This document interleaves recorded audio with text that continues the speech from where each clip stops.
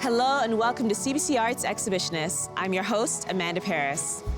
With the closure of galleries across the country, street art has been the eye candy satisfying a public hungry for art and culture. Street art began as a site of rebellion and protest. Over the years, it has been co-opted and corporatized, but still its independence endures. Throughout this episode, we consider the question, in this moment of transformation, what is the role of street art today? And what will be its future? First, I talk with celebrated street artist AJ Loudon about the role of his work in a content-saturated world. Then we visit a 12-year-old Vancouver artist who has just painted his first mural. A panel of experts discuss what's next in the world of street art. And then we head to Windsor to see how Dirks is using the power of his paint to transform one troubled neighborhood.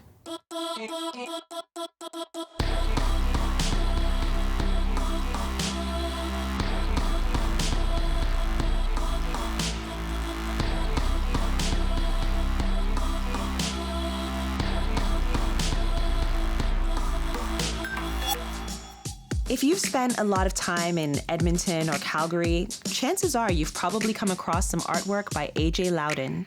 He's been practicing street art since middle school and has traveled the world creating his work.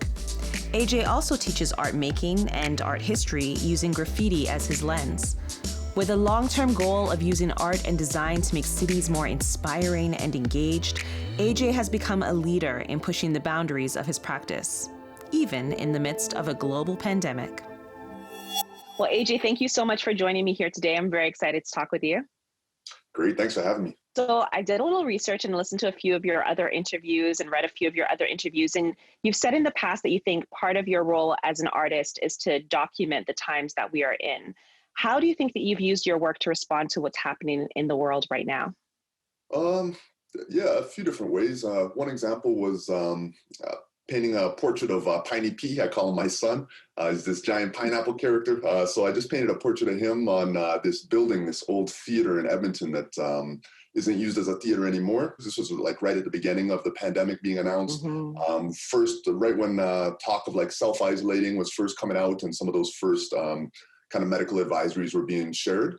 And so I just did this big piece and had a little piece of text next to it that said, don't hate, self-isolate. And then another one that was a thank you to the healthcare workers. So for me, this is a way to use the technology and tools of street art to be able to spread a message that was timely and important and something that needed to be relayed pretty quickly. So that was like one way that I felt myself responding as an artist in a public arena to kind of the rapid change in situation. There's been a lot of messages in some of your recent public works that I've been able to become aware of. When you're creating your work, and of course, every piece is different, but in general, who are you sending these messages out to?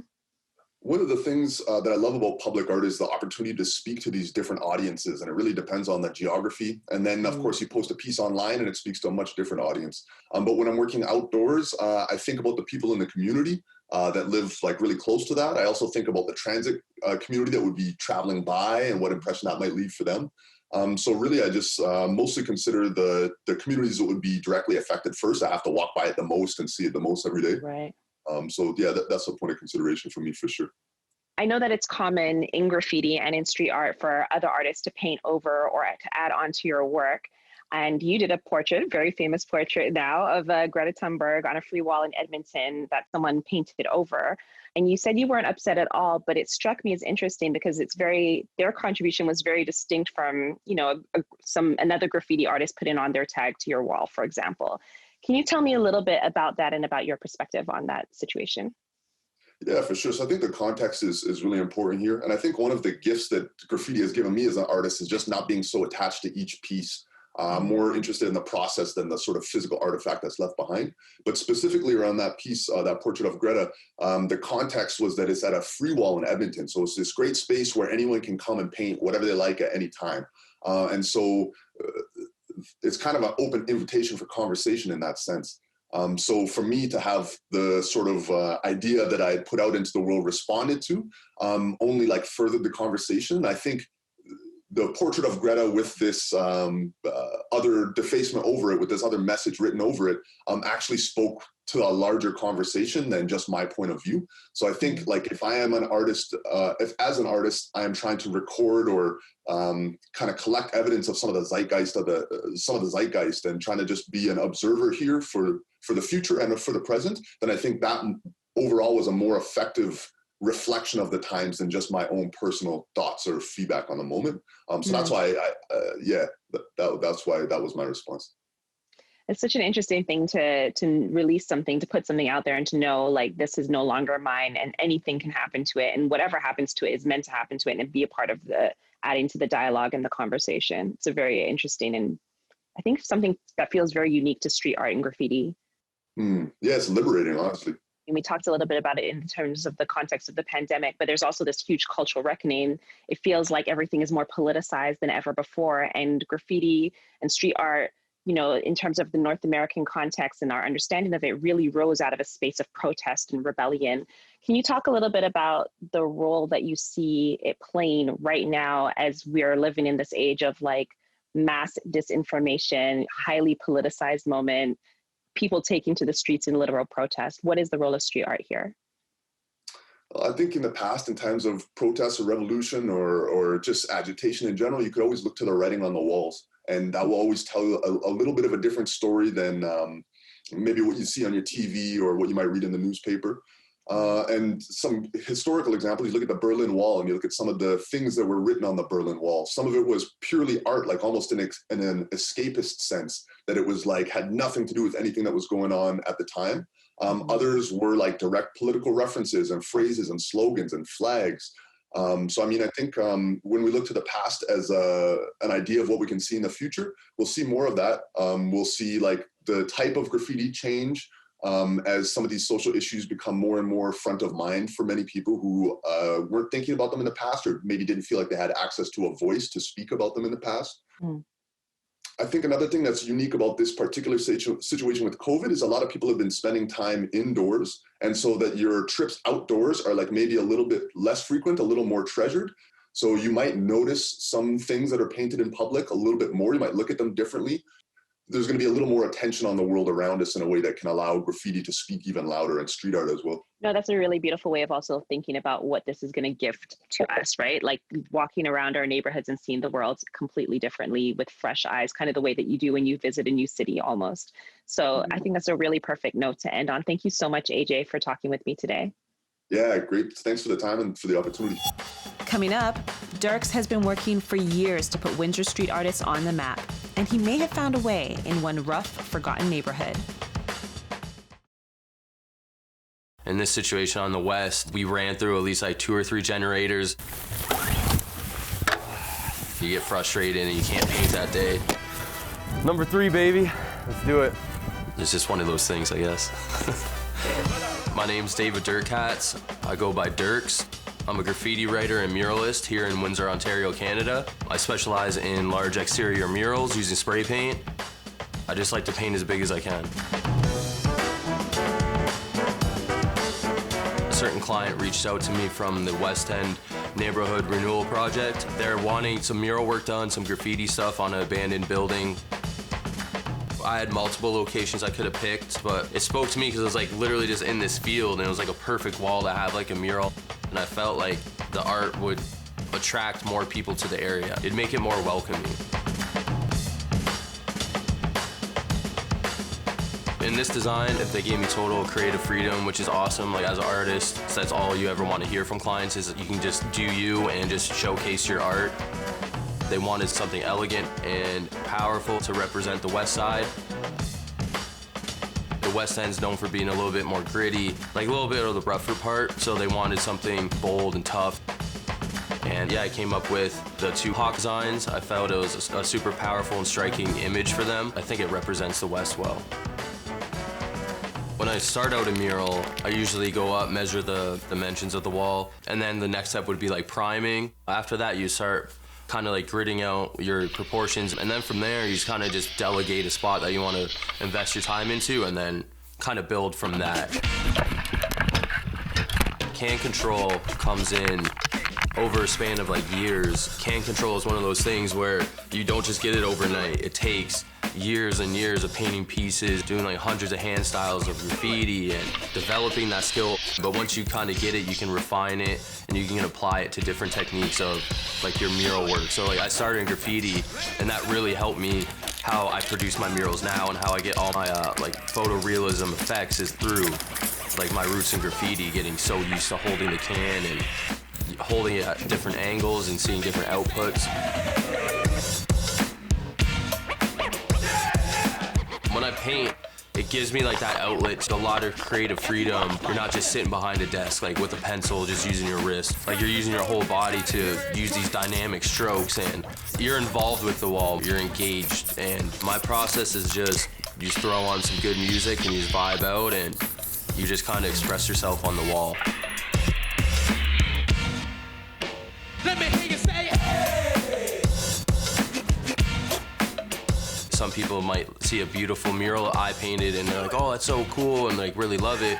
But others, like, they're not into it, that's cool too, you know? Everybody has a different visceral feeling, and I feel like as an artist, like I find that the coolest thing is to see their reaction to it and like what they perceive the art is. And I definitely feel it changes the community and it brings it together. It just shows it's a welcoming spot. It's like, don't be afraid of this section or don't be afraid of us. Like we're here, we're revitalizing. This is a big, beautiful mural. Like we're here to stay.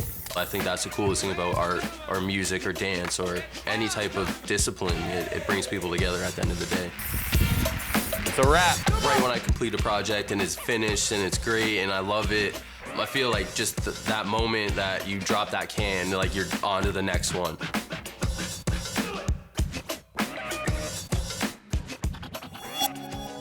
Street art, perhaps more than ever, is in the spotlight after a year that has forced so many institutions to close down.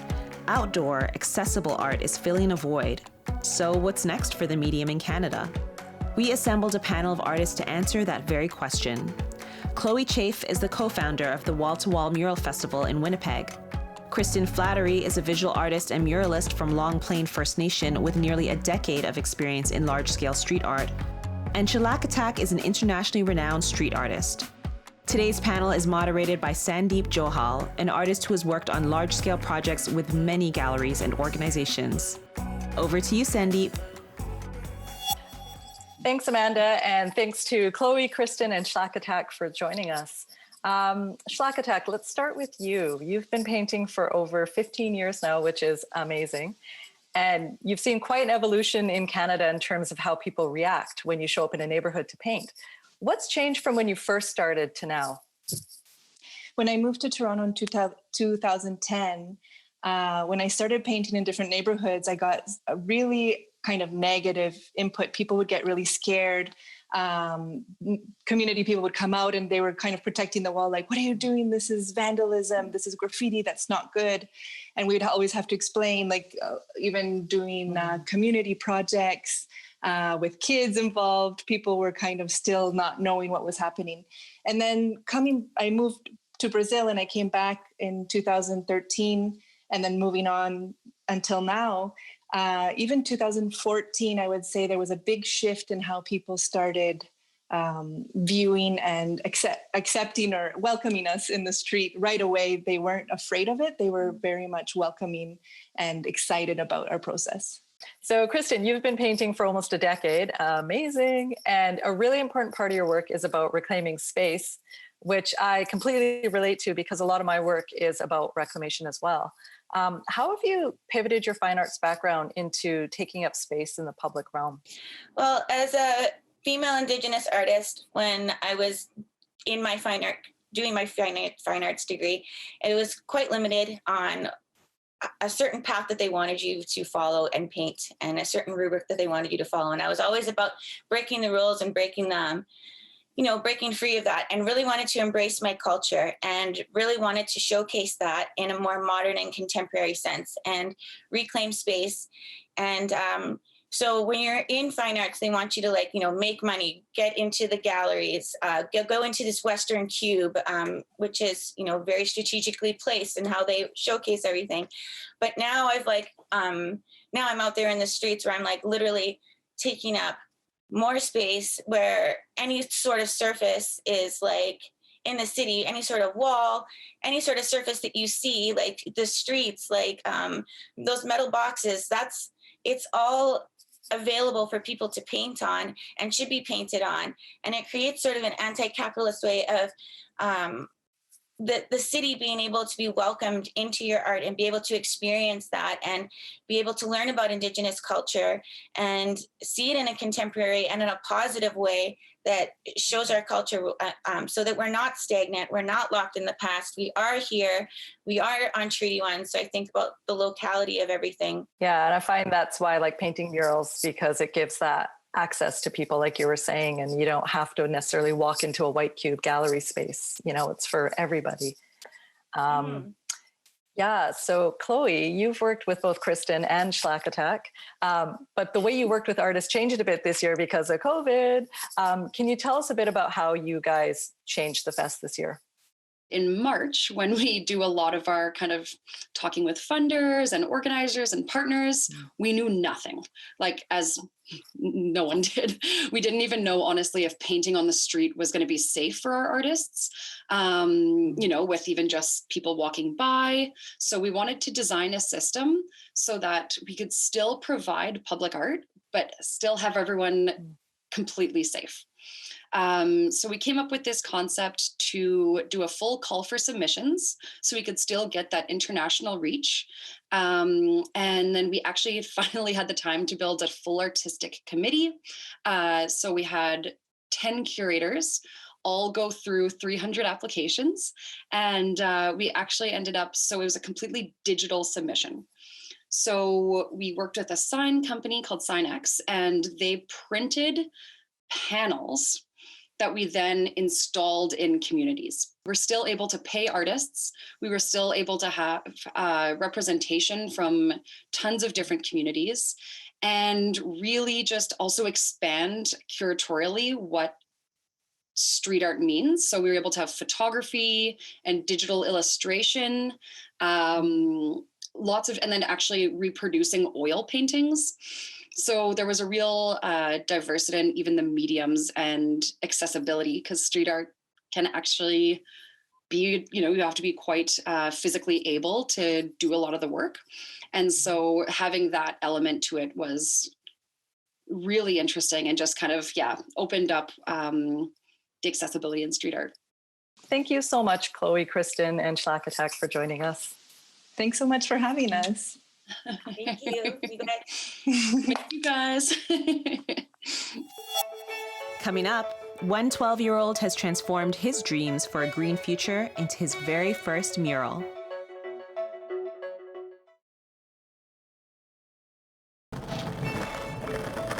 I like dressing really vibrantly, and I just like living life vibrantly. I think of colors, so I think like, oh, a blue would look nice next to a red, and a red would look nice next to a purple. So I just think, what would look good there? The city just gives me so much inspiration, whether it's from murals or buildings, anything that's colorful. I like to put them in my drawings. My name is Oaken Galbraith. I'm 12 years old, and I'm an artist that lives in Vancouver.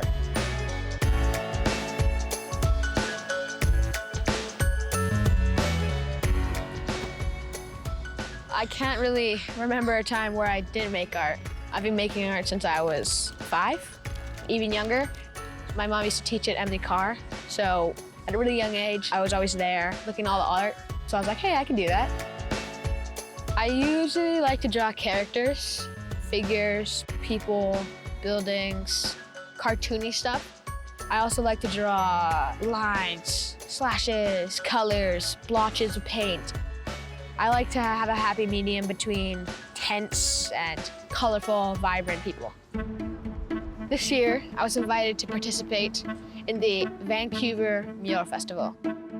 I'm the youngest artist to do a mural for the Vancouver Mural Fest, which feels pretty good. I found out the news, and I was like, yes! I was so excited. But it kind of turned into, oh no, what am I gonna do? Like, this is actually getting kind of nerve-wracking. This could be a lot of work. But I feel like I had a good team, and I stayed happy through it because I love art, I love painting. And so I try to keep that happy medium. So the rocket is being powered by a bunch of people protesting for a greener and more inclusive future, and then the rocket is leading them towards the future they want. There's green roofs with bees flying all around, all-inclusivity flag, lots of color, Earth Day protest signs, because I felt like Earth Day was a very important protest that I attended. I thought, this is the future I want, and I wanted to kind of portray it in my art. So the mural is actually the second piece of public art that I made. The first piece was the Vancouver electrical wrap, which is basically a sticker on a big electrical box, which you'll see at pretty much any big intersection. That was my first piece of public art. Whether it's a mural or anything else, I would like to keep doing public art. In the future, I would like to be a full-time artist, which is way, way, way far from now. I'm only 12, but that's my main goal. I feel like why I draw is because it's just kind of a relief. It's kind of just my happy place when I draw. That was my takeaway from the public art, because I like making people happy with my art. And if you see it, it might make your day better. And that's what I want to do. If you would like to learn more about what's happening in the world of Canadian street art, please visit our website. There we've curated a ton of content, from a trip through Toronto's complicated street art history with iconic artist Elixir, to an up-close look at Miss Me's powerful odes to warrior women on the streets of Montreal. You can find it all at cbc.ca/arts. Tune in next time when we'll be looking at the future of Canadian theatre in a post-pandemic world. It's going to be a good one. Peace.